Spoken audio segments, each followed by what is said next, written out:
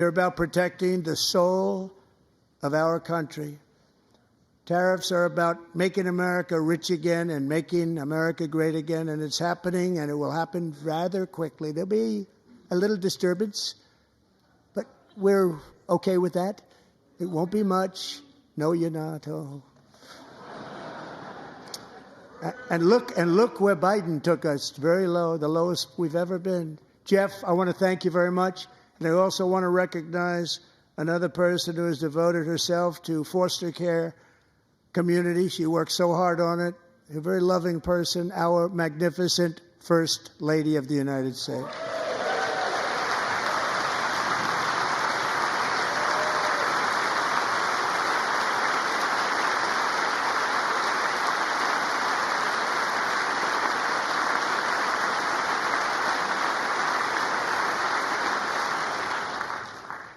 Melania's work has yielded incredible results, helping prepare our nation's future leaders as they enter the workforce. Our First Lady is joined by two impressive young women, very impressive. Haley Ferguson, who benefited from the First Lady's Fostering the Future initiative and is poised to complete her education and become a teacher. And Elliston Berry, who became a victim of an illicit deepfake image produced by a peer. With Elliston's help, the Senate just passed the Take It Down Act, and this is so important. Thank you very much, John. John Thune, thank you. Stand up, John. Thank you, John.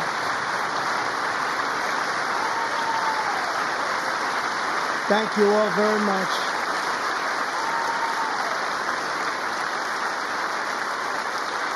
Thank you. And thank you to John Thune and the Senate. Great job. To criminalize the publication of such images online is a terrible, terrible thing. And once it passes the House, I look forward to signing that bill into law. Thank you. And I'm going to use that bill for myself, too, if you don't mind. Because nobody gets treated worse than I do online. Nobody. That's great. Thank you very much to the Senate. Thank you.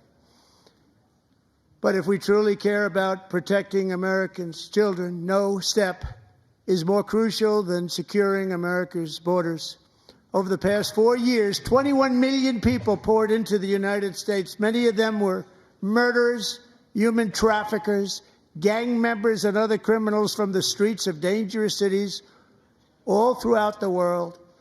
Because of Joe Biden's insane and very dangerous open border policies, they are now strongly embedded in our country, but we are getting them out and getting them out fast.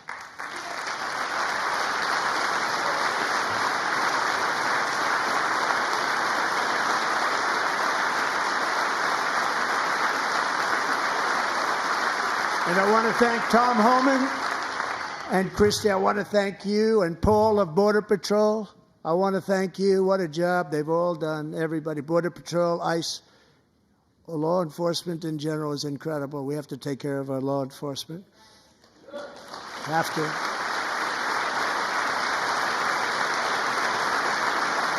Last year,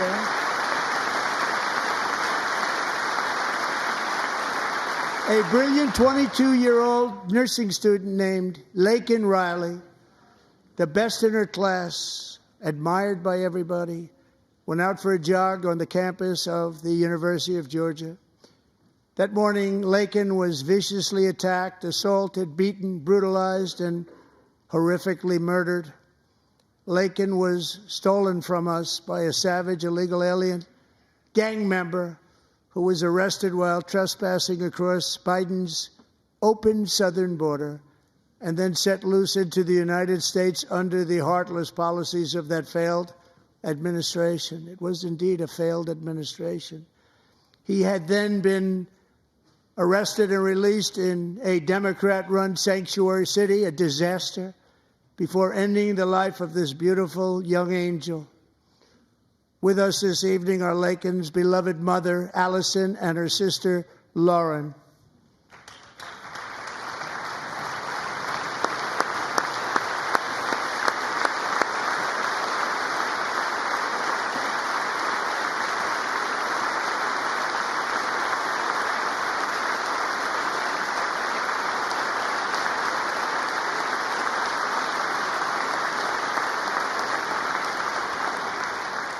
Last year, I told Laken's grieving parents that we would ensure their daughter would not have died in vain.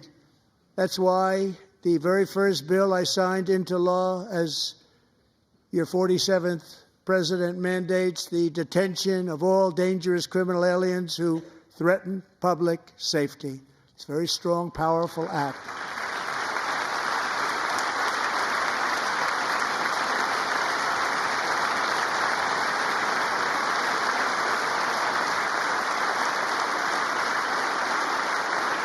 It's called the Laken-Riley Act. So Allison and Lauren, America will never, ever forget our beautiful Laken Hope Riley.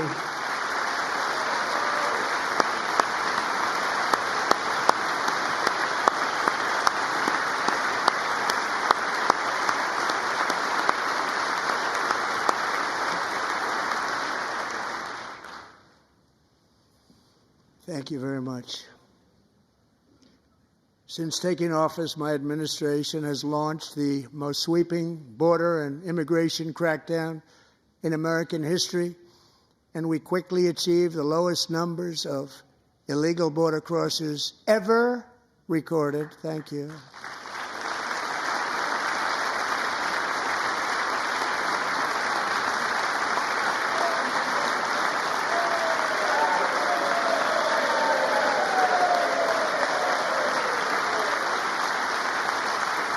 The media and our friends in the Democrat Party kept saying we needed new legislation. We must have legislation to secure the border. But it turned out that all we really needed was a new president.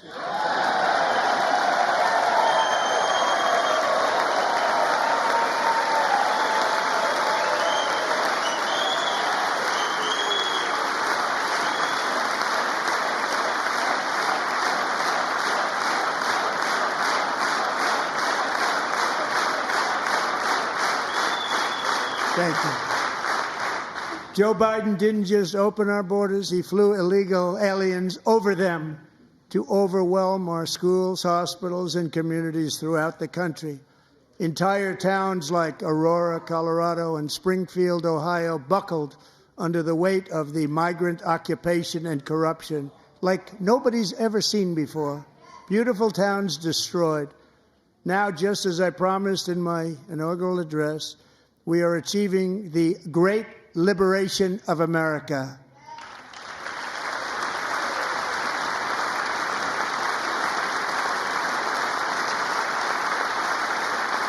But there still is much work to be done. Here tonight is a woman I have gotten to know, Alexis Nungari from Houston. Wonderful woman. Last June, Alexis's 12-year-old daughter, her precious Jocelyn, walked to a nearby convenience store.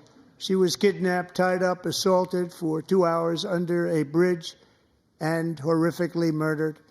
Arrested and charged with this heinous crime are 2 illegal alien monsters from Venezuela, released into America by the last administration through their ridiculous open border.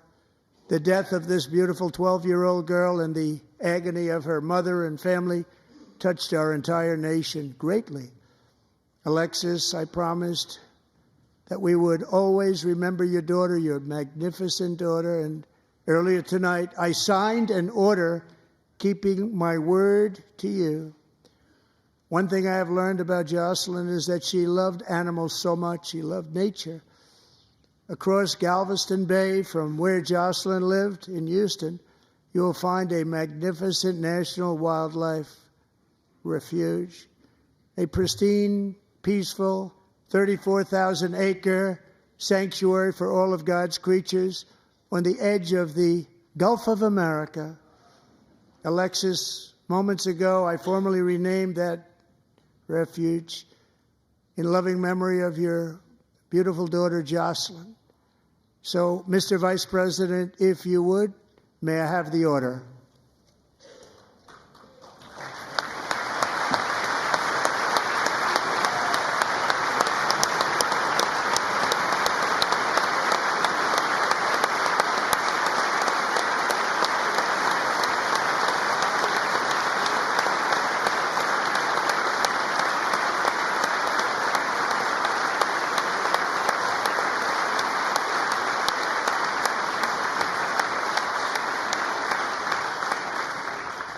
Thank you very much.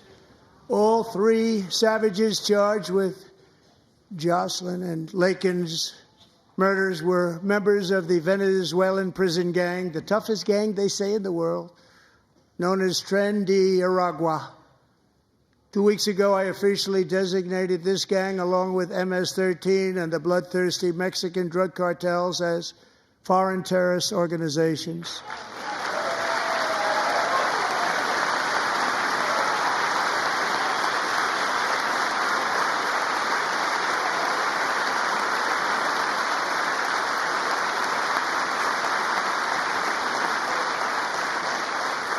They are now officially in the same category as ISIS, and that's not good for them.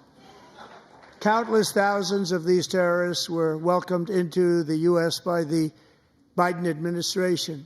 But now every last one will be rounded up and forcibly removed from our country, or, if they're too dangerous, put in jails, standing trial in this country, because we don't want them to come back ever.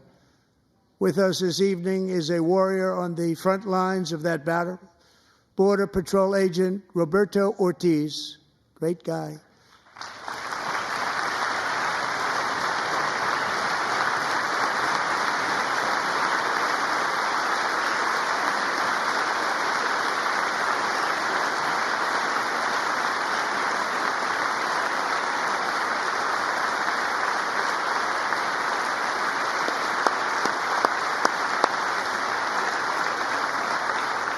In January, Roberto and another agent were patrolling by the Rio Grande near an area known as Cartel Island. Doesn't sound too nice to me.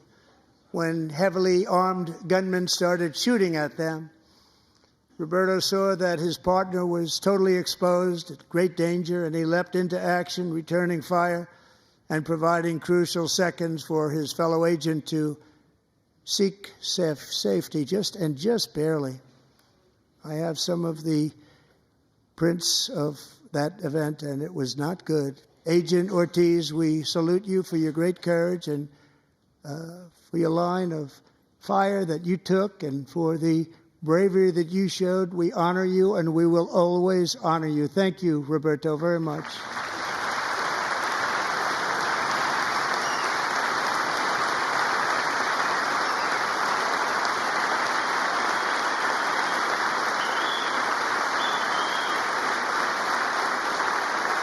Thank you, Roberto.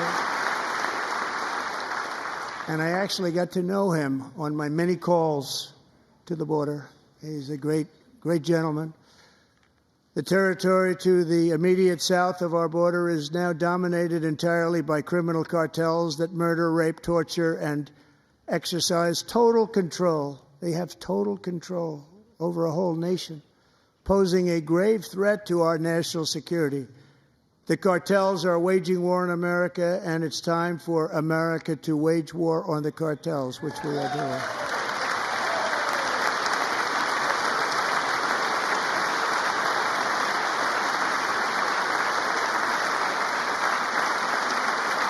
Five nights ago, Mexican authorities, because of our tariff policies being imposed on them, think of this, handed over to us 29 of the biggest cartel leaders in their country. That has never happened before. They want to make us happy. First time ever.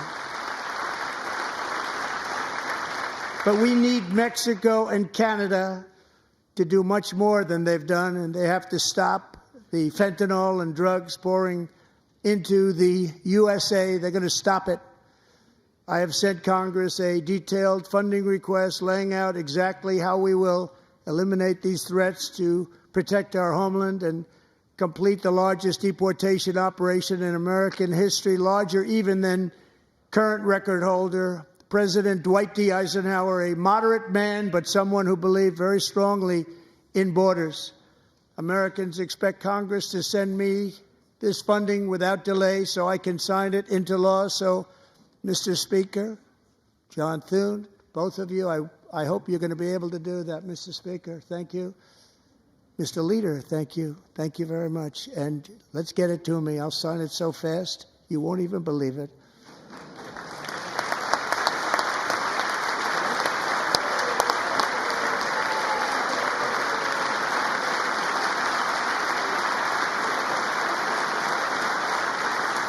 And as we reclaim our sovereignty, we must also bring back law and order to our cities and towns.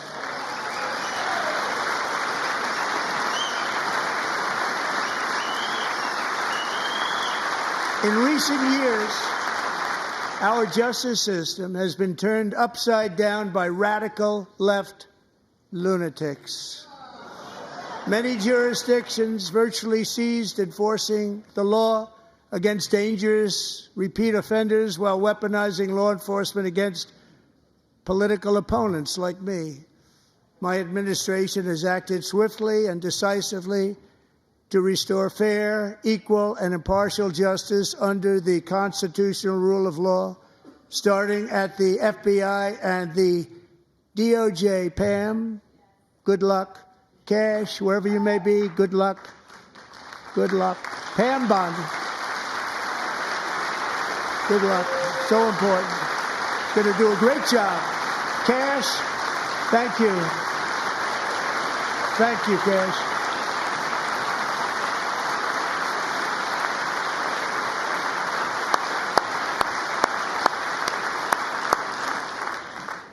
They've already started very strong. They're going to do a fantastic job. You're going to be very proud of them. We're also once again giving our police officers the support, protection, and respect they so dearly deserve. They have to get it. They have such a hard, dangerous job, but we're going to make it less dangerous. The problem is the bad guys don't respect the law, but they're starting to respect it, and they soon will respect it. This also includes our great fire departments throughout the country. Our firemen and women are unbelievable people, and we'll never forget them. And besides that, they voted for me in record numbers, so I have no choice.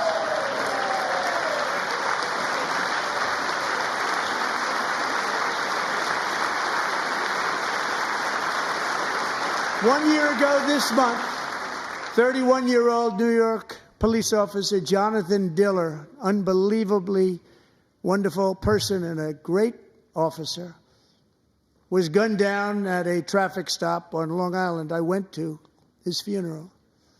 The vicious criminal charged with his murder had 21 prior arrests, and they were rough arrests, too. He was a real bad one. The thug in the seat next to him had 14 prior arrests and went by the name of Killer. He was Killer. He killed other people, they say, a lot of them.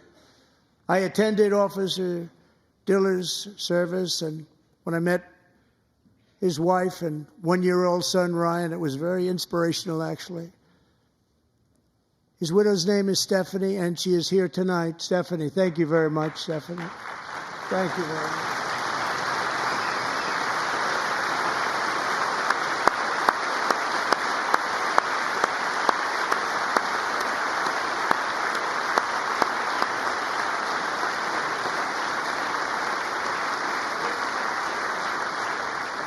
Stephanie, we're going to make sure that Ryan knows his dad was a true hero, New York's finest, and we're going to get these cold-blooded killers and repeat offenders off our streets, and we're going to do it fast. Got to stop it. They get out with 28 arrests. They push people into subway trains. They hit people over the head, back of the head with baseball bats. We got to get them out of here. I've already signed an executive order requiring a mandatory death penalty for anyone who murders a police officer, and tonight I'm asking Congress to pass that policy into permanent law.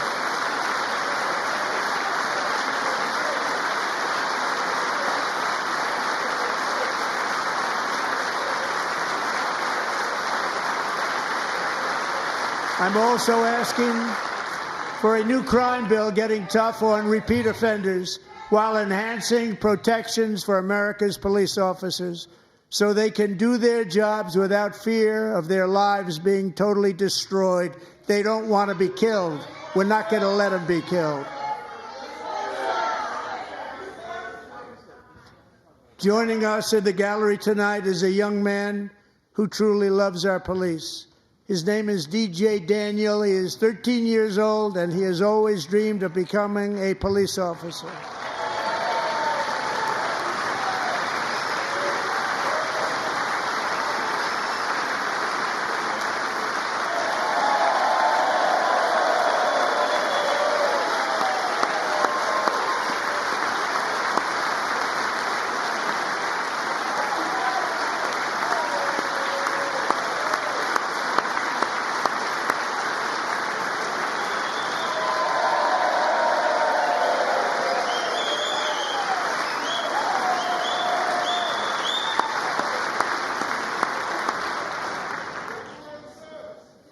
But in 2018, DJ was diagnosed with brain cancer.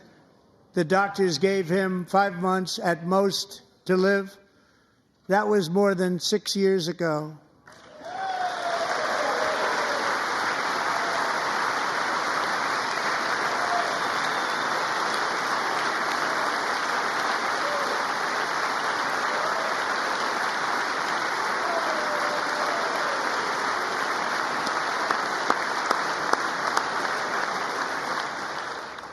Since that time, DJ and his dad have been on a quest to make his dream come true, and DJ has been sworn in as an honorary law enforcement officer, actually a number of times. The police love him, the police departments love him. And tonight, DJ, we're going to do you the biggest honor of them all. I am asking our new Secret Service Director, Sean Curran, to officially make you an agent of the United States Secret Service.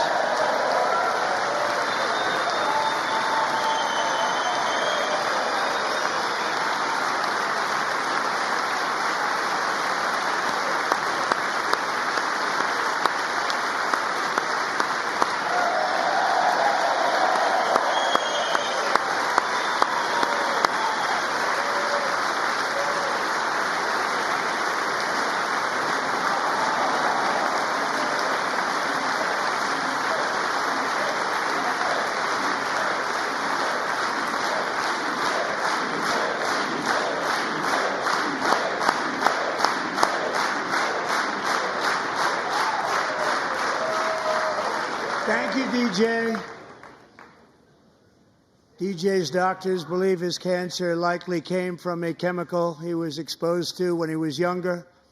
Since 1975, rates of child cancer have increased by more than 40%.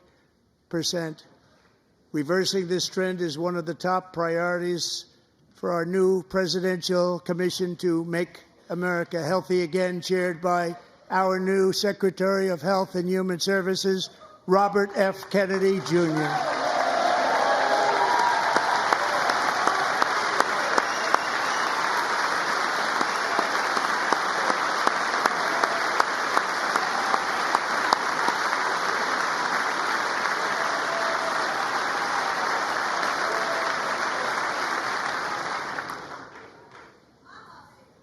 With the name Kennedy, you would have thought everybody over here would have been cheering. How quickly they forget. Our goal is to get toxins out of our environment, poisons out of our food supply, and keep our children healthy and strong. As an example, not long ago, and you can't even believe these numbers, 1 in 10,000 children had autism, 1 in 10,000. And now it's 1 in 36. There's something wrong. 1 in 36. Think of that.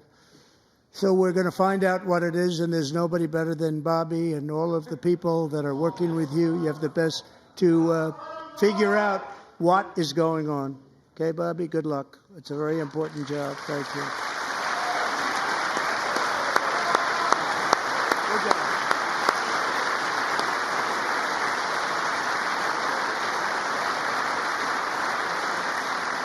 Thank you. My administration is also working to protect our children from toxic ideologies in our schools. A few years ago, January Littlejohn and her husband discovered that their daughter's school had secretly, socially transitioned their 13-year-old little girl. Teachers and administrators conspired to deceive January and her husband while encouraging her daughter to use a new name and pronouns. They, them pronoun, actually, all without telling January, who is here tonight and is now a courageous advocate against this form of child abuse. January, thank you. Thank you. Thank you very much.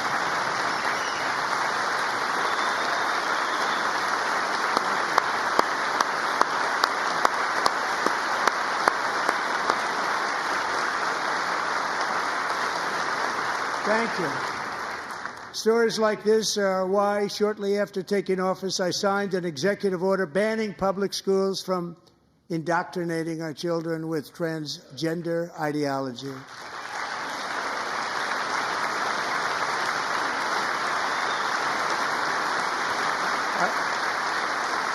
I also signed an order to cut off all taxpayer funding to any institution that engages in the sexual mutilation of our youth.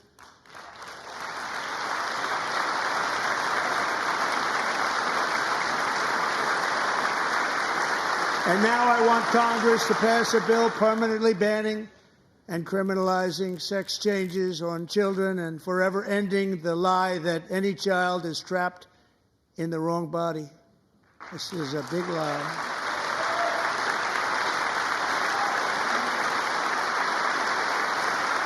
And our message to every child in America is that you are perfect exactly the way God made you.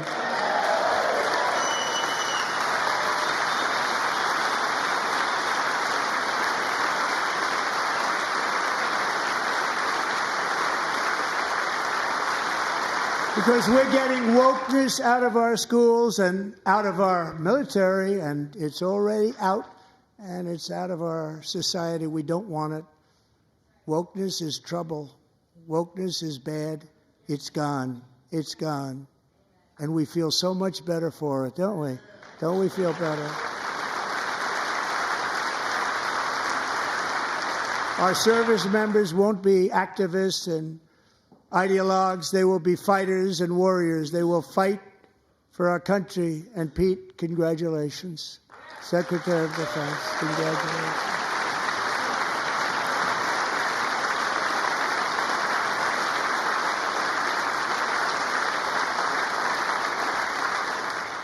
And he's not big into the woke movement, I can tell you. I know him well. I am pleased to report that in January, the U.S. Army had its single best recruiting month in 15 years, and that all armed services are having among the best recruiting results ever in the history of our services. What a difference.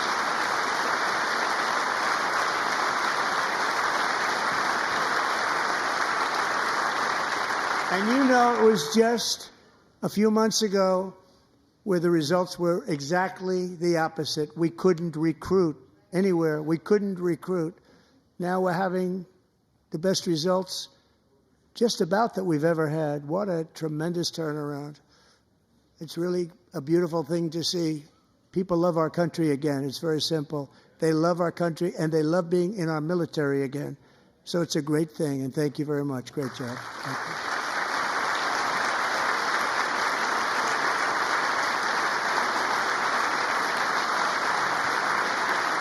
We're joined tonight by a young man, Jason Hartley, who knows the weight of that call of duty. Jason's father, grandfather, and great-grandfather all wore the uniform. Jason tragically lost his dad, who was also a Los Angeles County Sheriff's deputy when he was just a boy, and now he wants to carry on the family legacy of service. Jason is a senior in high school, a 6-letter varsity athlete, a really good athlete, they say, a brilliant student with a 4.46, that's good, GPA. And his greatest dream is to attend the U.S. Military Academy at West Point.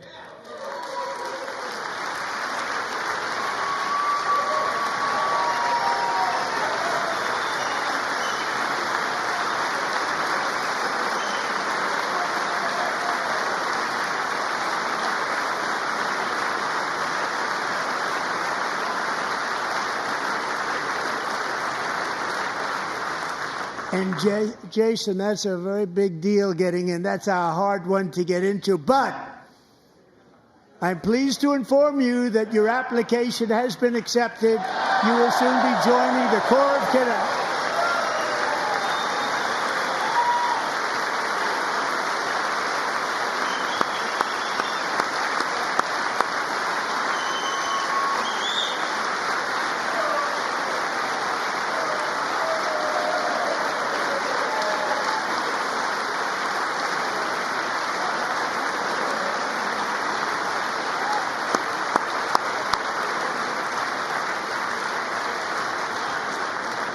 Thank you.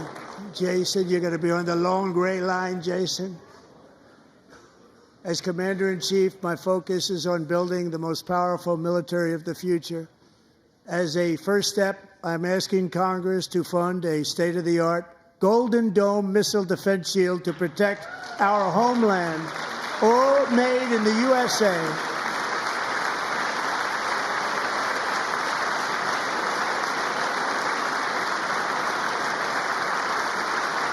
And Ronald Reagan wanted to do it long ago, but the technology just wasn't there, not even close. But now we have the technology. It's incredible, actually. And other places, they have it. Israel has it. Other places have it. And the United States should have it too, right, Tim, right? They should have it too. So I want to thank you. But it's a very, very important. This is a very dangerous world. We should have it. We want to be protected, and we're going to protect our citizens like never before. To boost our defense industrial base, we are also going to resurrect the American shipbuilding industry, including commercial shipbuilding and military shipbuilding.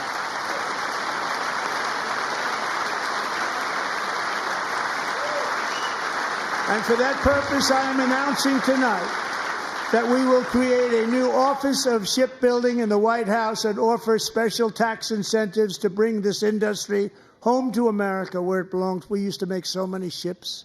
We don't make them anymore very much, but we're going to make them very fast, very soon. It will have a huge impact. To further enhance our national security, my administration will be reclaiming the Panama Canal, and we've already started doing it.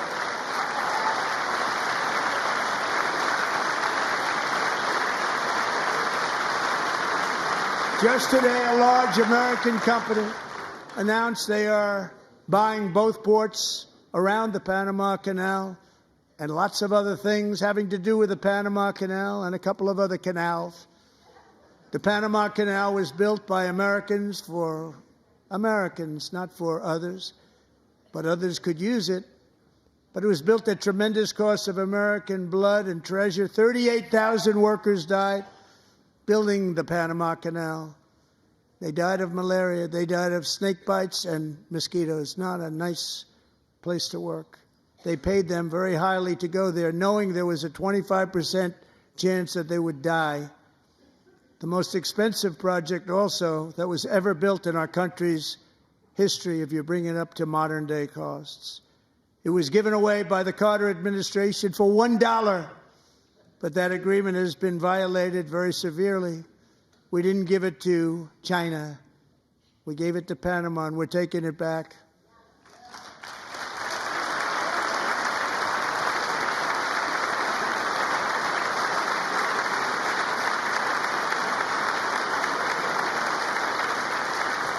And we have Marco Rubio in charge. Good luck, Marco.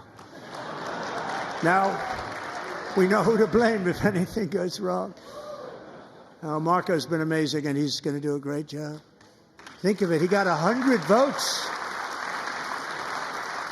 You know, he was approved with actually 99, but the 100th was this gentleman, and I feel very certain. So let's assume he got 100 votes. And I'm either very, very happy about that or I'm very concerned about it. But he's already proven. I mean, he's a great gentleman. He's respected by everybody, and we appreciate you voting for Marco. He's going to do a fantastic job. Thank you. Thank you. He's doing a great job. Great job.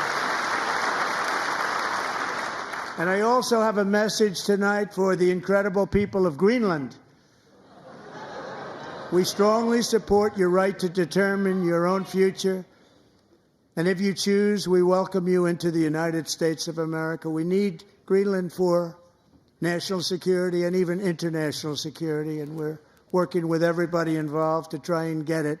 But we need it really for international world security, and I think we're going to get it. One way or the other, we're going to get it. We will keep you safe.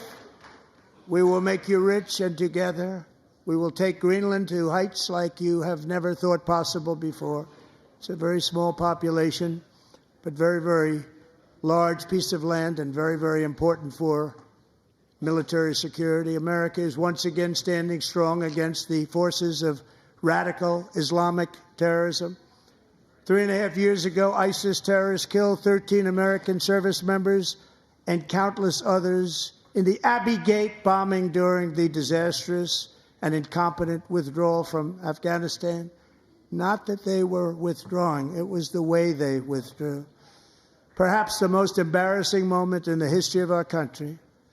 Tonight, I am pleased to announce that we have just apprehended the top terrorist responsible for that atrocity, and he is right now on his way here to face the swift sword of American justice.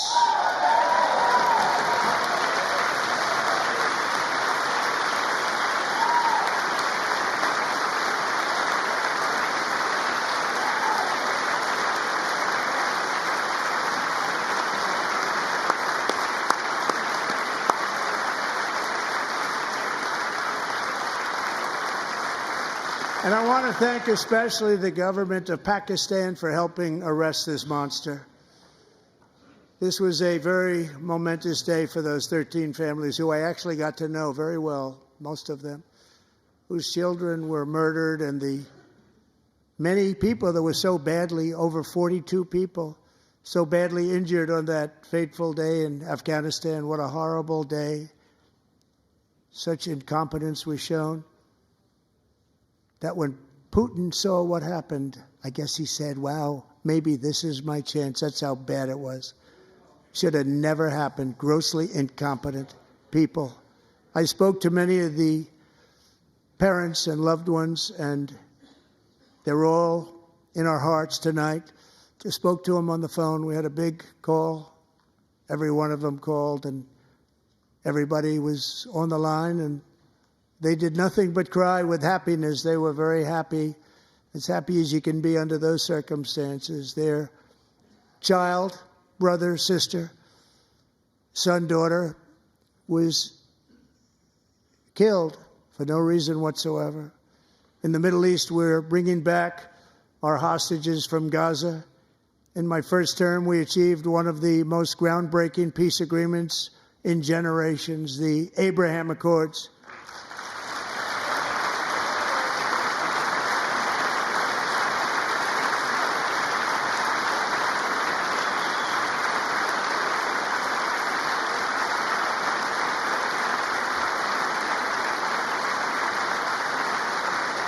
And now we're going to build on that foundation to create a more peaceful and prosperous future for the entire region. A lot of things are happening in the Middle East. People have been talking about that so much lately with everything going on with Ukraine and Russia. But a lot of things are happening in the Middle East. It's a rough neighborhood, actually. I'm also working tirelessly to end the savage conflict in Ukraine. Millions of Ukrainians and Russians have been needlessly killed or wounded in this horrific and brutal conflict with no end in sight. The United States has sent hundreds of billions of dollars to support Ukraine's defense, with no security, with no anything.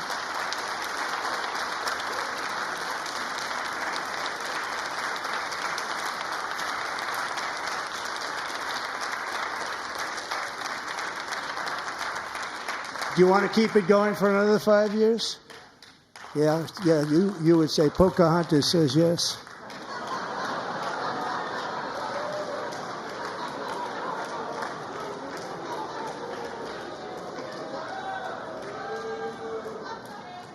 $2,000 people are being killed every single week. More than that. They're Russian young people. They're Ukrainian young people. They're not Americans. But I want it to stop. Meanwhile, Europe has sadly spent more money buying Russian oil and gas than they have spent on defending Ukraine, by far. Think of that. They've spent more buying Russian oil and gas than they have defending. And we've spent perhaps $350 billion, like taking candy from a baby. That's what happened. And they've spent $100 billion. What a difference that is. And we have an ocean separating us, and they don't. But we're getting along very well with them, and lots of good things are happening.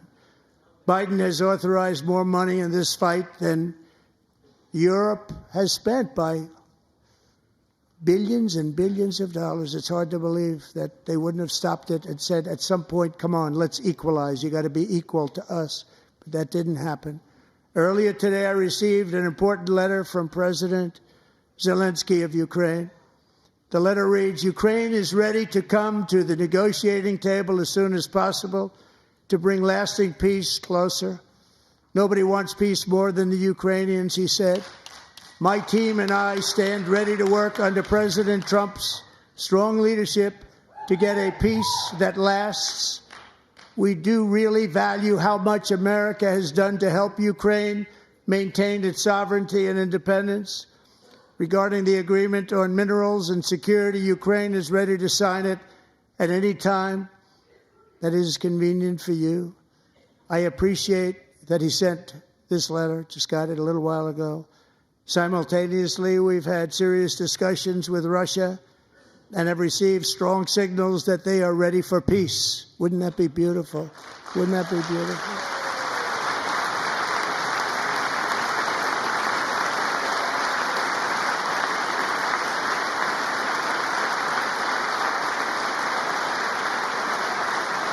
Wouldn't that be beautiful?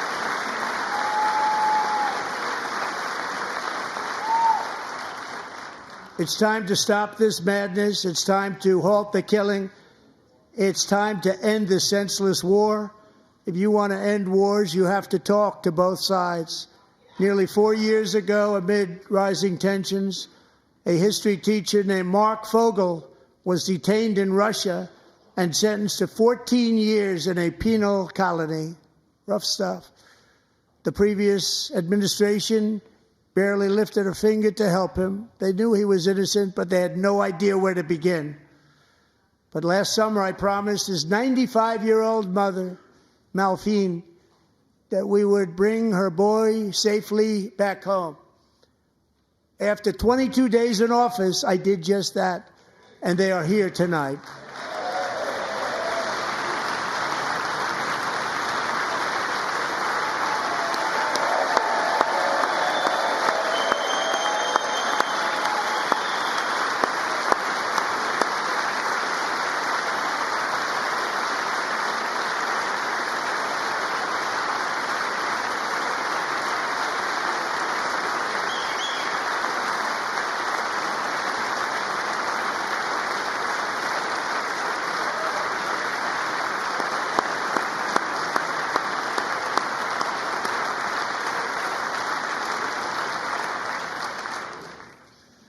To Mark and his great mom, we are delighted to have you safe and sound and with us.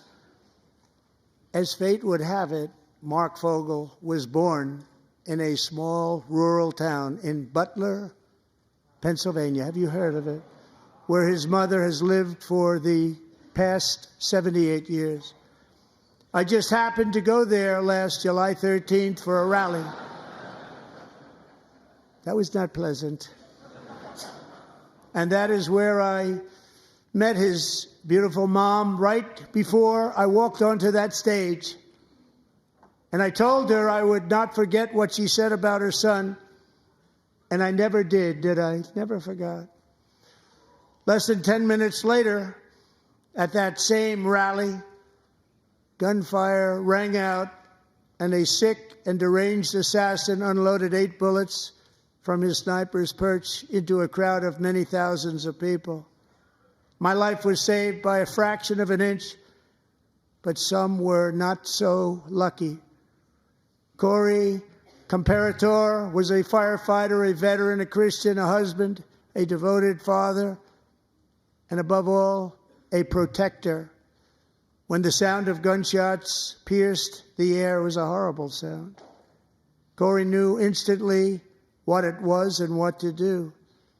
He threw himself on top of his wife and daughters and shielded them from the bullets with his own body. Corey was hit really hard. You know the story from there. He sacrificed his life to save theirs. 2 others, very fine people, were also seriously hit. But thankfully, with the help of 2 great country doctors, we thought they were gone and they were saved. So those doctors had great talent. We're joined by Corey's wife, Helen, who was his high school sweetheart, and their two beloved daughters, Allison and Kaylee. Thank you.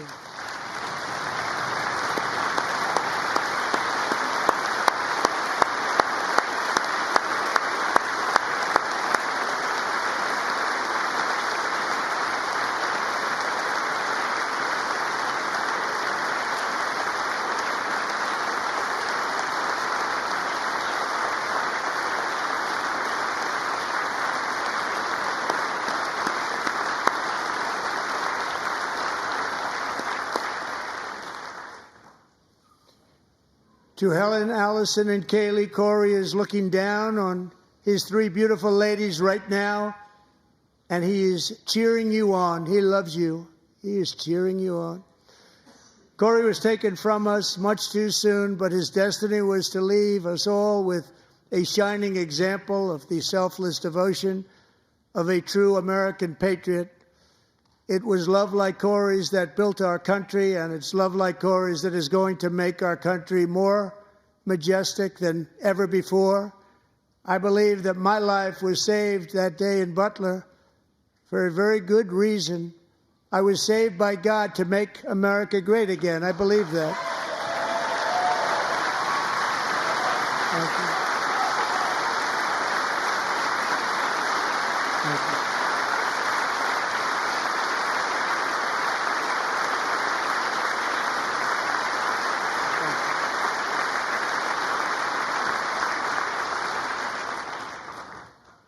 Thank you very much. From the patriots of Lexington and Concord to the heroes of Gettysburg and Normandy, from the warriors who crossed the Delaware to the trailblazers who climbed the Rockies, and from the legends who soared at Kitty Hawk to the astronauts who touched the moon, Americans have always been the people who defied all odds, transcended all dangers, made the most extraordinary sacrifices, and did whatever it took to defend our children, our country, and our freedom. And as we have seen in this chamber tonight, that same strength, faith, love, and spirit is still alive and thriving in the hearts of the American people. Despite the best efforts of those who would try to censor us, silence us, break us, destroy us, Americans are today a proud, free, sovereign, and independent nation that will always be free, and we will fight for it till death. We will never let anything happen to our beloved country, because we are a country of doers, dreamers, fighters, and survivors. Our ancestors crossed a vast ocean, strode into the unknown wilderness, and carved their fortunes from the rock and soil of a perilous and very dangerous frontier. They chased our destiny across a boundless continent. They built the railroads, laid the highways, and graced the world with American marvels like the Empire State Building, the mighty Hoover Dam, and the towering Golden Gate Bridge. They lit the world with electricity, broke free of the force of gravity, fired up the engines of American industry, vanquished the communists, fascists, and Marxists all over the world, and gave us countless modern wonders sculptured out of iron, glass, and steel. We stand on the shoulders of these pioneers who won and built the modern age, these workers who poured their sweat into the skylines of our cities, these warriors who shed their blood on fields of battle and gave everything they had for our rights and for our freedom. Now it is our time to take up the righteous cause of American liberty. And it is our turn to take America's destiny into our own hands and begin the most thrilling days in the history of our country. This will be our greatest era. With God's help, over the next 4 years, we are going to lead this nation even higher, and we are going to forge the freest, most advanced, most dynamic, and most dominant civilization ever to exist on the face of this earth.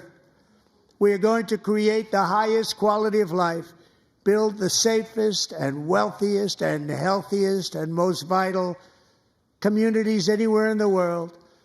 We are going to conquer the vast frontiers of science, and we are going to lead humanity into space and plant the American flag on the planet Mars and even far beyond.